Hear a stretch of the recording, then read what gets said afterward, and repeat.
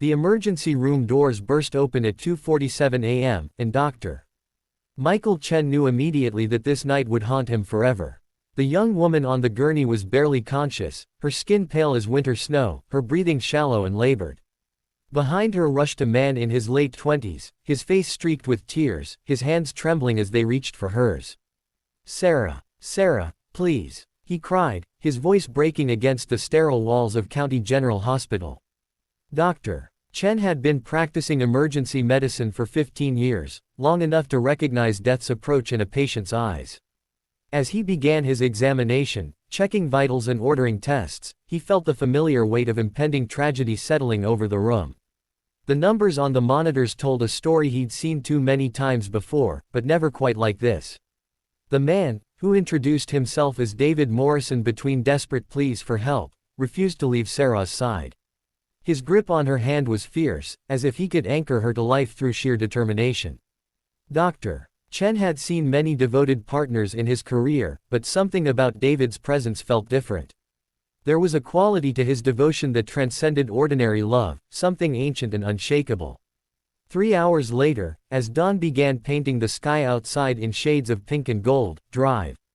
Chen had his diagnosis. He called David into his office, closing the door with the kind of careful deliberation that spoke volumes before any words were uttered. David sank into the chair across from the desk, his red-rimmed eyes already bracing for impact.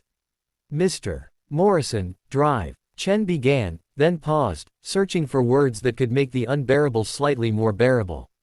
"Sarah has advanced acute myeloid leukemia. The cancer has progressed rapidly, and her organs are beginning to fail. I'm so very sorry, but she has perhaps 2 weeks, maybe 3 at most." The silence that followed was so profound that Dr.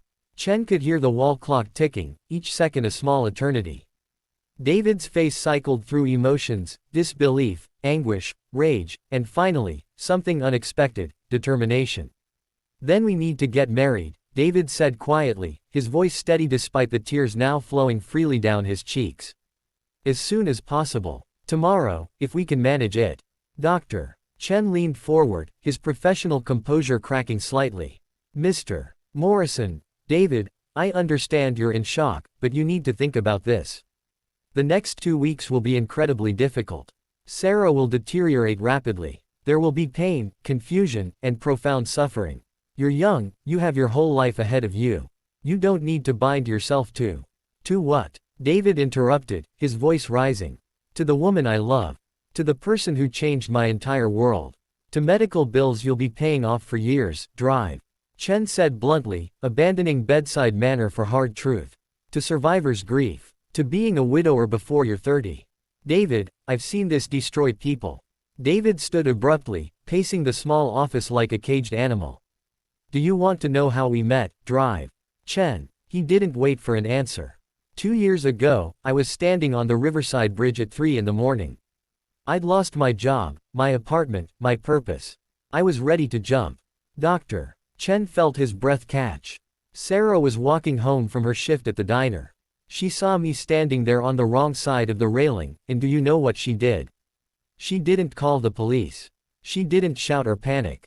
She just climbed over the railing and stood next to me. She said, "If you're going to jump, I'm going with you, because I'm not letting you do this alone." David's voice broke, but he continued. "We stood there for 2 hours. She told me about her dreams of becoming a teacher, about the children she wanted to help, about how life was impossibly hard but impossibly beautiful too. She talked about sunrises and chocolate chip cookies and the way snow sounds when you walk through it at night. She made me want to climb back over that railing. She made me want to live." Dr. Chen found himself unable to speak, his professional detachment crumbling completely. "She saved my life that night," David continued, wiping his eyes with the back of his hand. "She gave me a reason to keep going when I had none. We spent every day together after that.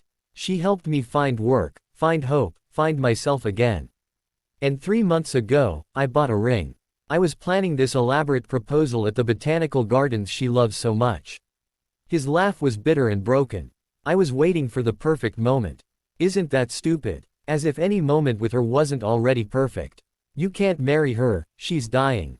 Dr. Chen heard himself shout, his composure finally shattering.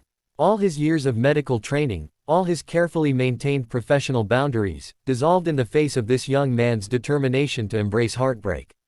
Don't you understand what you're signing up for? David turned to face the doctor fully, and the look in his eyes was ancient, wise beyond his years. I know, he said simply. That's exactly why I have to marry her. She gave me the most precious gift anyone has ever given me, she gave me my life back. How can I not give her this? How can I let her leave this world without knowing that someone loved her enough to stand beside her until the very end? She didn't leave me alone on that bridge, drive. Chen, I won't leave her alone now. The wedding took place 5 days later in the hospital chapel, a small room with stained glass windows that scattered colored light across the floor like fallen confetti. Sarah was in a wheelchair, oxygen tubes in her nose, but she wore a simple white dress that David had somehow procured, and there were flowers, sunflowers, her favorite, everywhere. Dr. Chen attended, along with a handful of nurses who had fallen in love with the couple's story. The hospital chaplain performed the ceremony, and there wasn't a dry eye in the room when David knelt beside Sarah's wheelchair to slip the ring on her finger. I do, Sarah whispered, her voice barely audible but her smile radiant. I do, David repeated, his voice strong and clear, a promise and a prayer. They had 9 days together as husband and wife. David never left her side, sleeping in a chair pulled close to her hospital bed. He read to her from her favorite books, played her favorite songs, and told her stories about the future he wished they could have had. When the pain became too much, he held her hand and whispered that it was okay, that she could rest, that she had given him enough to last a lifetime. Sarah passed away on a Tuesday morning, with autumn sunlight streaming through the window and David's hand clasped in hers. Her last words were, "Thank you," though no one was quite sure if she meant them for David, for the medical staff, or for life itself. At the funeral drive, Chen approached David, who stood alone by the casket, his face eerily calm. How are you holding up? The doctor asked, the question inadequate but sincere. David looked at him with clear eyes. She's not really gone, you know. She's in every sunrise I see, every act of kindness I witness, every moment I choose life over despair. She taught me that love isn't about how long you have, it's about what you do with the time you're given. Dr. Chen nodded, unable to speak past the lump in his throat. And Dr. Chen, David added, his voice soft but steady. Thank you for trying to protect me. But some things are worth the pain. Some people are worth everything. As Dr. Chen drove home that evening, he thought about David and Sarah, about sacrifice and love, about the courage it takes to embrace joy even when you know heartbreak is inevitable. He thought about how David had been willing to carry the weight of grief so that Sarah wouldn't have to die alone, unloved, or forgotten. In a world that often felt cold and calculating, where self-preservation ruled and people protected their hearts behind walls of caution, David had chosen differently. He had chosen to love fully, completely, and without reservation, even knowing the cost. He had chosen humanity over self-interest, connection over isolation, presence over absence.